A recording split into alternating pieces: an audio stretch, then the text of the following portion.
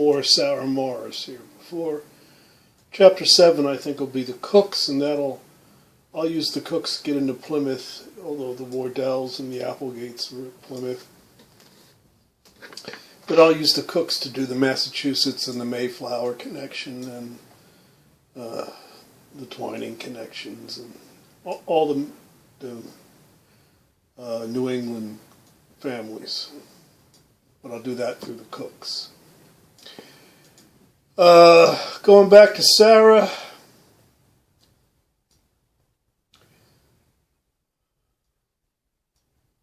Sarah Morris.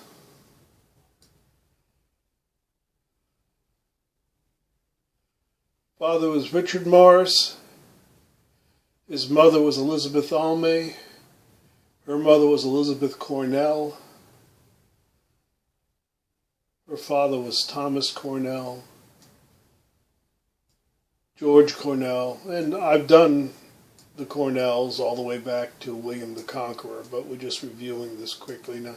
George Cornell, Richard Cornell, Robert Cornwall, Lawrence Plantagenet Cornwall. That's when I realized that this was a royal family. And Thomas Otis de Cornwall, the Baron de Cornwall was his father. Third Baron, second Baron, first, so he's actually the brother of the Baron, married to a Mortimer. We'll do the Mortimers later in this chapter. This is a cousin of the main branch of the Mortimers. This is Judy Mortimer. We'll see that later. De Cornwall of Thunnock. His father is the first Earl of Cornwall. His father is King John, and that takes us right back to William the Conqueror. King John's father was Henry II. Henry II's mother was Matilda. Matilda's mother was Henry I. Henry I's father was William the Conqueror. Okay, that's where we went before. But now we're going to look at King John's wife, the Countess of Gloucester, Isabel, born about 1188, spent most of her life in France, as the Plantagenet Henry II spent most of his time, not most, but a lot of his time in France. They were kings of, well, they were the Dukes of Normandy, and so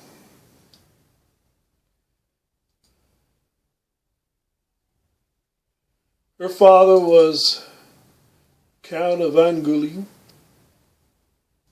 Taillefer, which is a name that you hear. His father was a Count, William Taillefer, the fourth Count. William Taillefer, Count, he's a historical figure. His father was, again, a Count. We don't have his birthday, but he died in 916, so we're before 1066. We're before Hastings. Wulfgar or Wulfgar, Count of Angoulême, 830 he was born. Now, we're just about that's the very beginning of the Middle Ages. His father is Wulfgar, but his mother is Suzanne of Paris, and that's what we're going to follow now. I'm just showing you some of what Sarah Morris could do.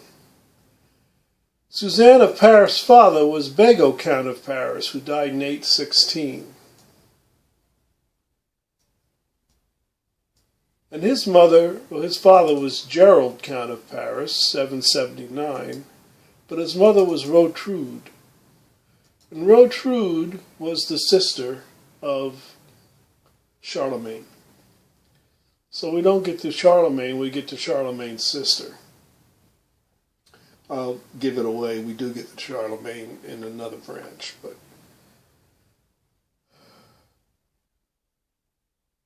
Carloman was Charlemagne's father. His father was Charles Martel. Charles Martel was the victor of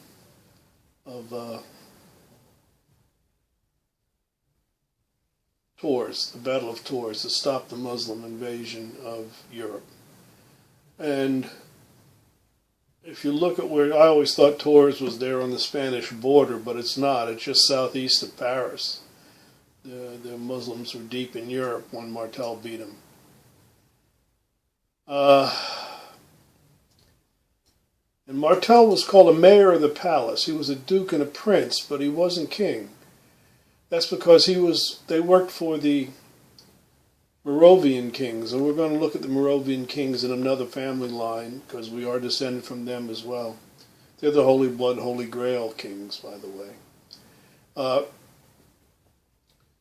So he was working for a king, and we'll see that king, but as was him, but Charlemagne became the first of the Carolingian kings.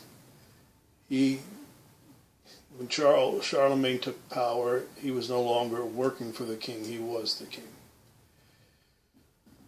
Martel's father was Pepin, as was Charlemagne's son, I think was Pepin. Maybe father, grandfather. No, grandfather.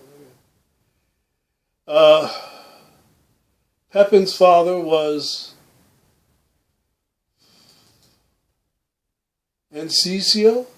These are mayors of the palace, all of these. They all had Martel's job. He was 610 to 679, so it's about 200 years after the fall of Rome. His father was Saint Arnulf of Metz. Saint Arnulf of Metz is an important figure in history because he's one of the few what's called descent from antiquity, which means that you can trace his lineage back to the Roman Empire. And we're going to do that in a couple of places, but this family doesn't end in the Dark Ages like almost every other family. St. Arnulf's father was Arnold. His father was Ansbertus.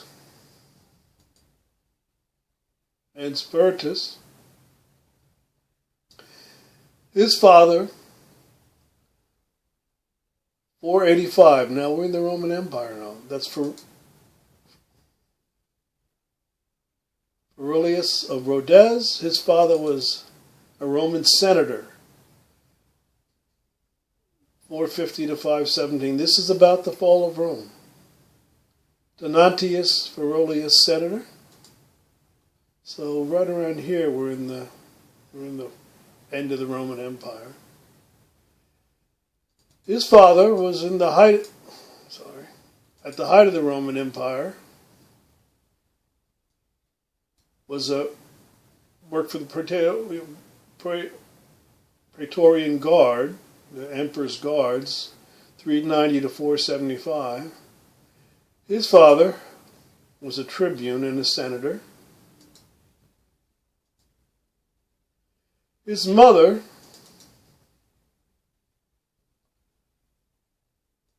was the daughter of a consul of Rome, a consul. And that's as far back as we go, 345 AD. But that's in the midst of the downward sweep of the Roman Empire, but it still had 100 years to go, or more, a century more to go. We got some kings here. King of Paris, 497, his son. But that's Charles. The main here is Charles the Hammer, Martel, who defeated the Muslim invasion of Europe. These are all historical figures. But okay, from here, we're going to go continue with Sarah's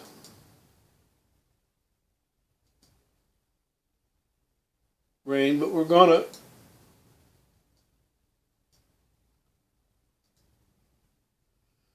look at the Scottish connection. And first, we have a Stuart. I talked about it last chapter. These are Lord Grey, and this is a Stuart, and I realized that it was the Royal family, and I went up to John Stuart.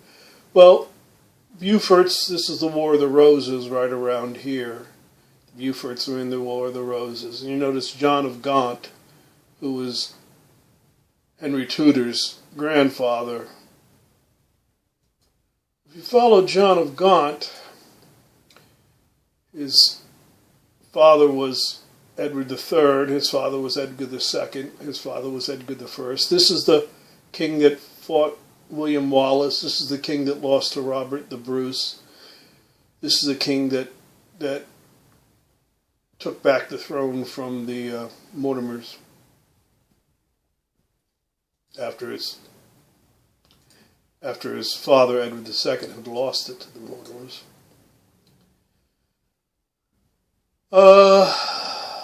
What do I want to look at here? First,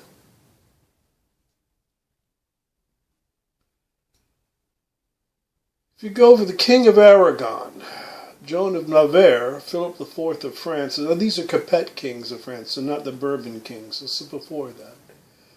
Joan of Navarre was the daughter of the King of Aragon. King of Aragon. These are the people that become Ferdinand and Isabella, who were not directly descended from, were cousins. But Marie, her mother is Eudocia Comnena. Her father is a general, Isaac Komnenos. His father is a Byzantine emperor. Byzantium didn't fall like the Eastern Roman Empire. Byzantium didn't fall when Rome fell. So the Dark Ages don't apply in the East.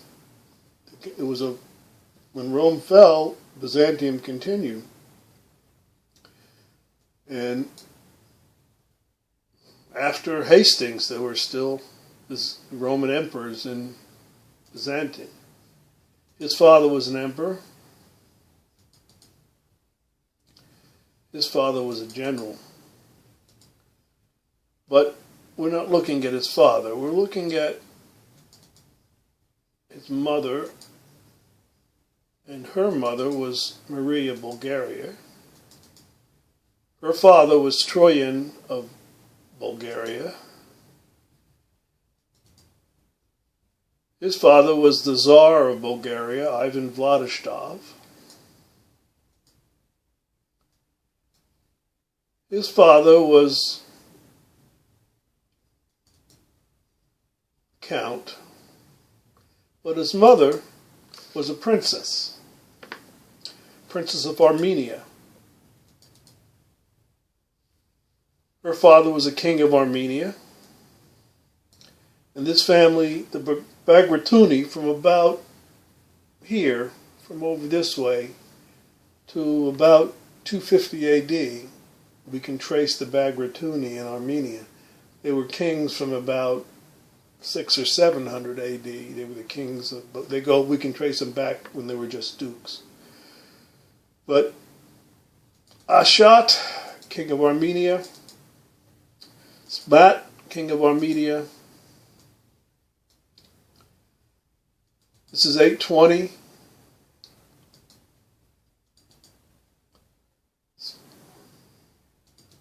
Another Ashat, Simbat, Bagratuni.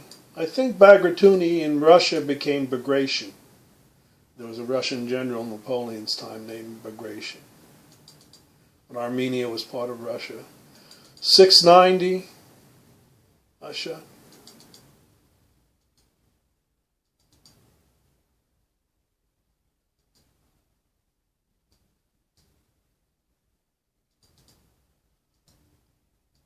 Around here they start to be dukes.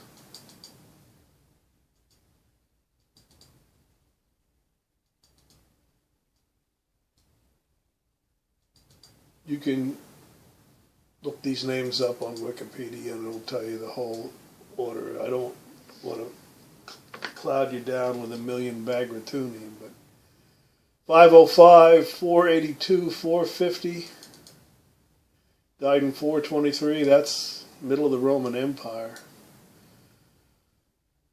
These are definitely dukes, not kings. 388, 374, 353. He was born about 250 A.D. Simbat I Agratuni. That's the oldest ancestor that I've managed to find. And the DNA said Middle East, and that's the Middle East. It's Armenian.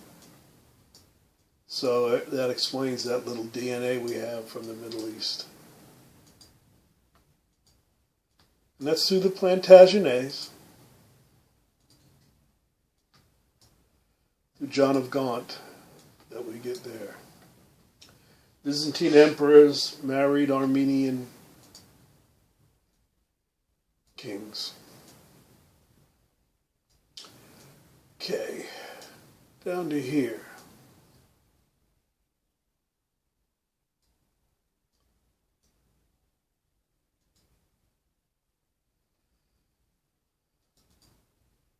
David Stuart, Prince of Scotland, first Earl.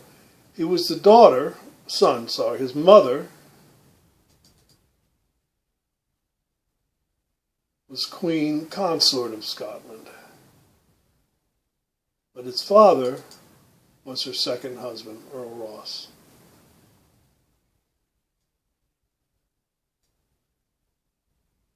His father was Robert II, King of Scots Stuart. He's the first Stuart king. Second. Robert the Bruce was the first. So this is the first Stuart king, Robert II. His father was Walter Stewart, but his mother was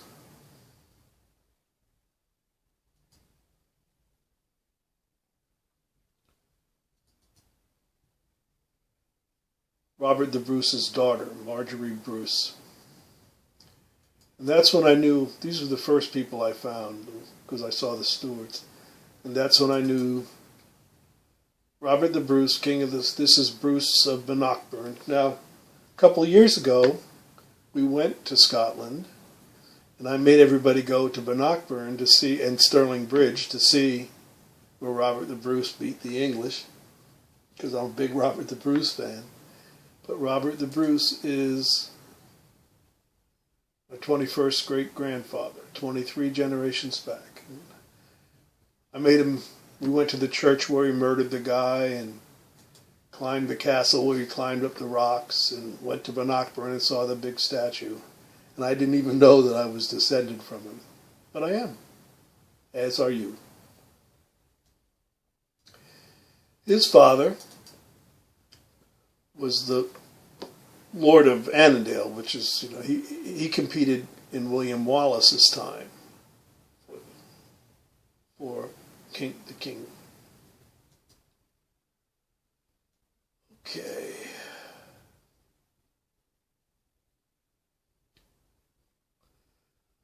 I'm just looking now to see which is the best way back. That's not it.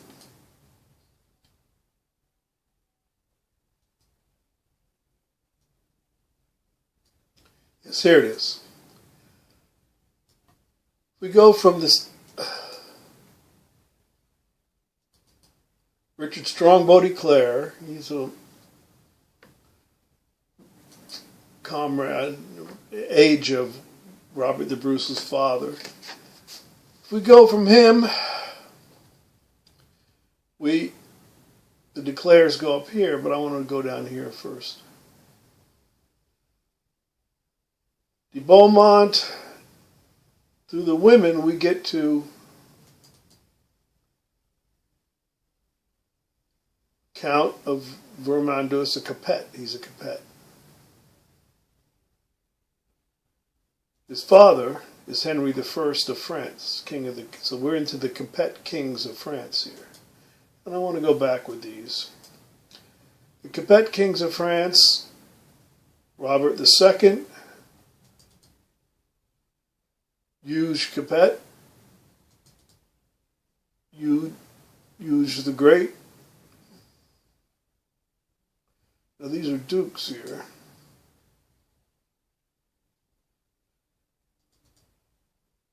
Robert I, King of France. He was the first Capet king.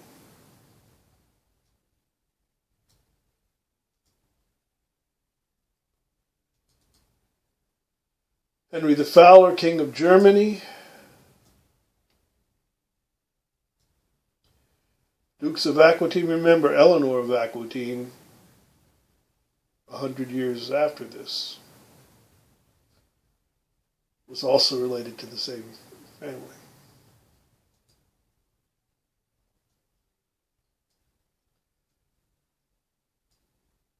These are all Eleanor's heirs, and we are descended from.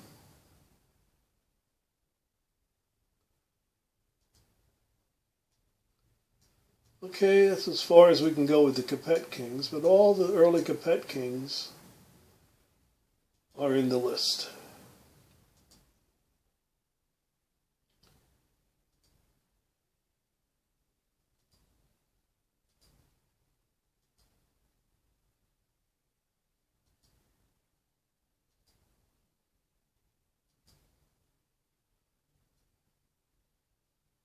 Those are just.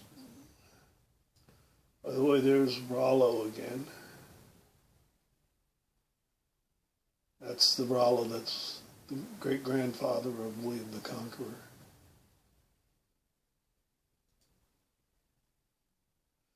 Okay. Beatrice de Vermandois, wife of Robert I, King of France. Her father was Herbert, Count of Vermandois. Her father was Pepin, Count de Vermandois. Sorry, his father. His father was Bernard, King of the Lombards.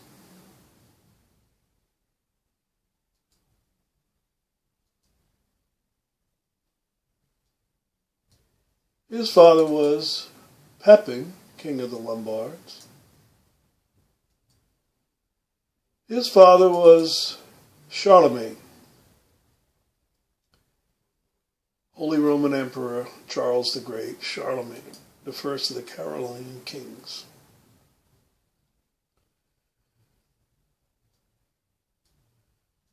His father was Pepin of Italy, King of the Lombards. So he was the half-brother of Charles Martel's granddaughter. This is half-sister that we went through, Rotrude. His father was, I just moved it and went back to the same spot. His father was Pepin the Short, King of the Franks. His mother was Bertrade of Lyon. Now I'm going here because we go to Charlemagne in another spot too. Count of Lyon, Bertrand of Prum. Now look, we're at 670.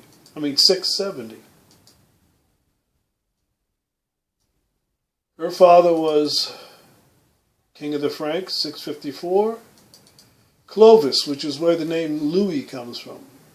Louis. That's where all the King Louis come from. It's Louis, King of Nuestra.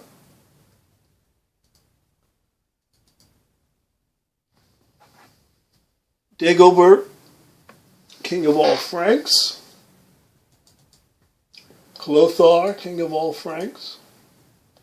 Clothar. King of Nuestra. We're back about the fall of Rome now. Clotaire, these are the Franks that were on the Rome's northern borders. King of the Franks, Clovis the first.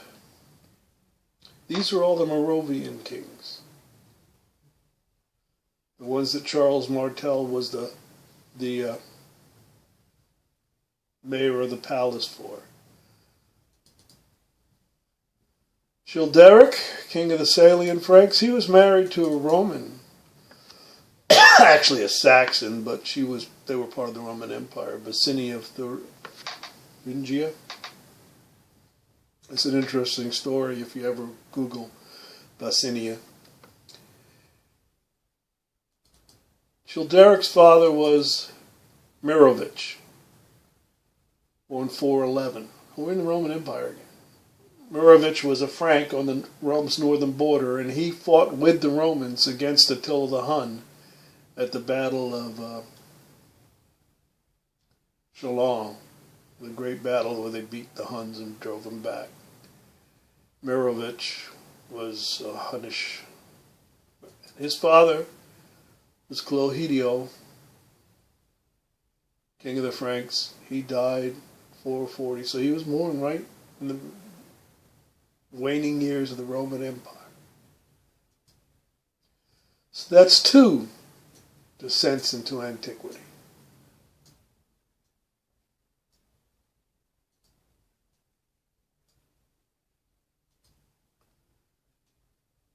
Okay, let me see if I can do one more thing here.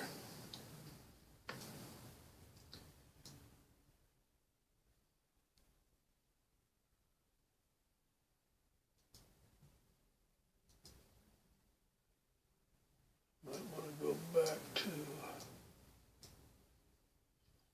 here. Sorry. Yeah.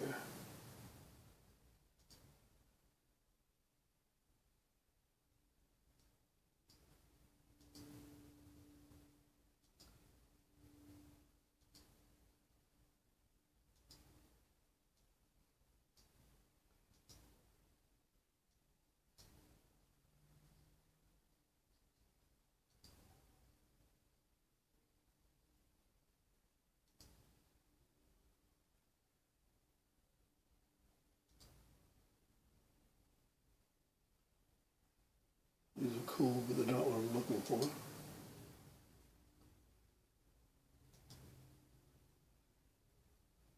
More kings of Spain.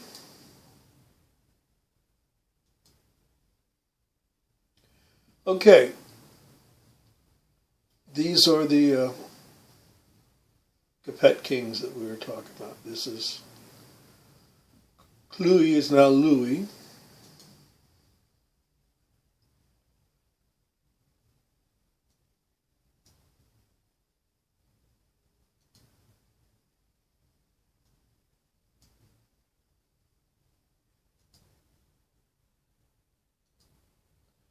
We did him. We did the Bazaar there.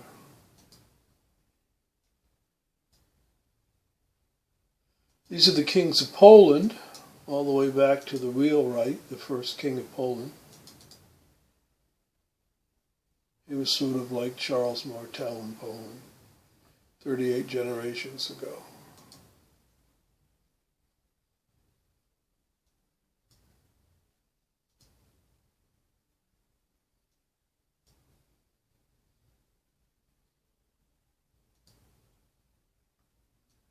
Hungarian kings.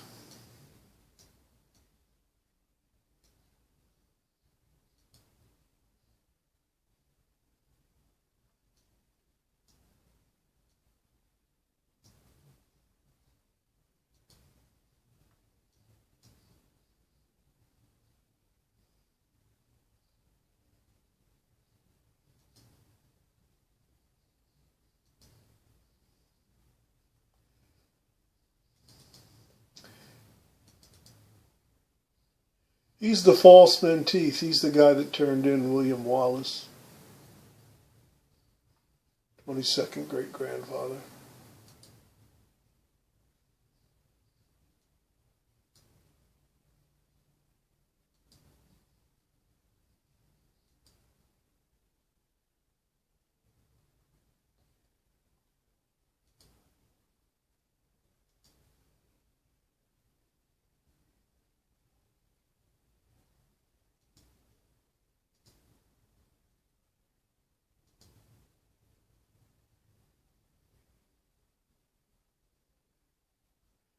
I'm just looking here, make sure I'm not missing anything. Okay.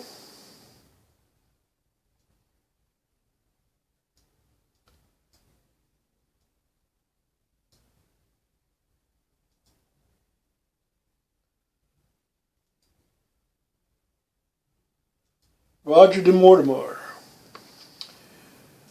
Talked about the Mortimers, but this is interesting. It'll take us into Wales.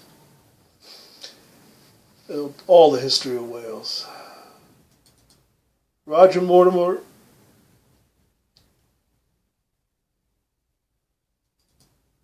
Edmund de Mortimer, 3rd Baron de Mortimer. I've talked about the Mortimers. The great Mortimer line ended when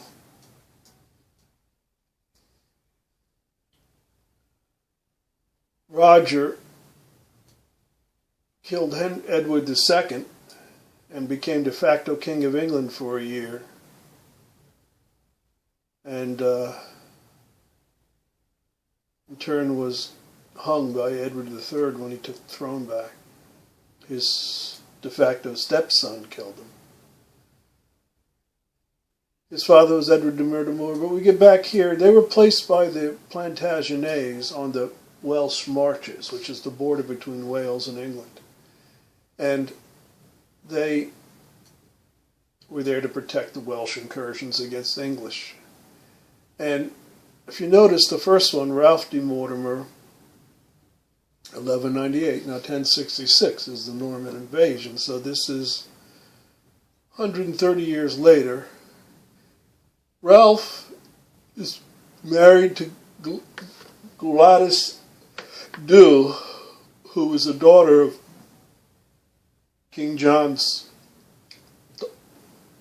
daughter. So she's the granddaughter of King John, and her father is Llewellyn the Great. This is the last great king of Wales, my 24th great-grandfather. So Roger Mortimer, who destroys the Welsh, was the grandson of the last great king of Wales. He tricked the King of Wales into an ambush and ended it forever. But because we're descended from Llewellyn the Great, we get to go back through these great Welsh names: Madog ap Mored, to these great names. The very first King of Wales in history died about 904. That's where Welsh history begins, in his lifetime. He's our 33rd great-grandfather, 35 generations ago, from me. This is the history of Wales, from myth to its absorption by England under Mortimer. If you ever get a chance, read about the Mortimers. 2 branches of the family come through the Mortimers. They weren't nice people. They were butchers, but they did okay.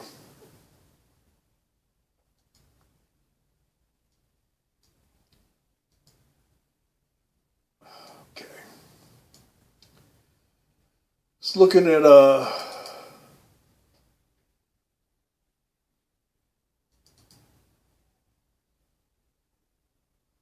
Montague, who's a Mortimer wife.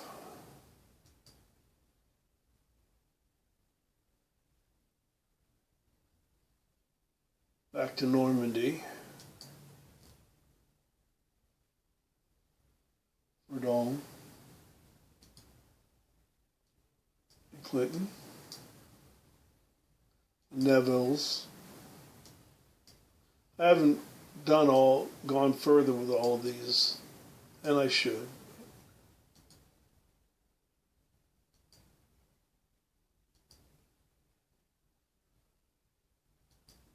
Kennedy. Notice the Kennedy.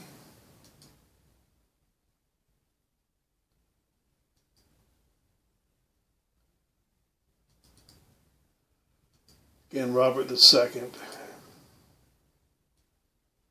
These are Stuarts again. So that's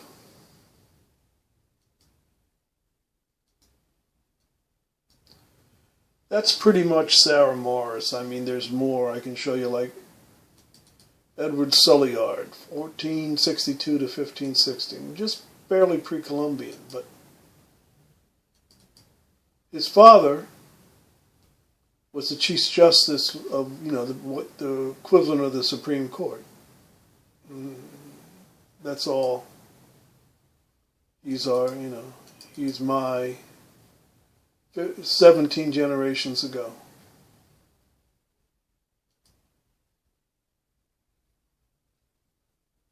So, I mean, that would, under normal situations, that would be enough to be so, ooh, look what I found. But with this family, see, there's a Mortimer.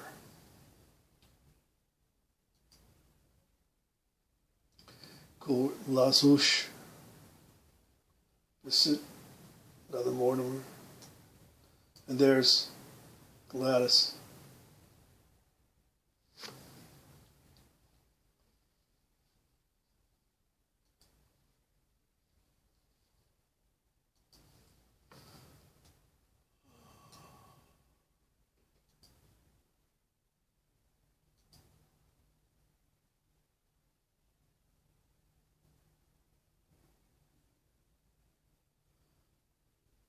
There's a son, Peter Courtenay.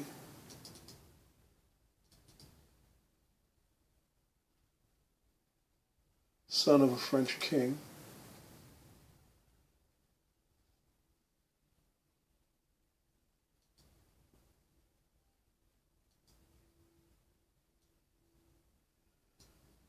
Countess Angoulême, this is how we got to Martel, right?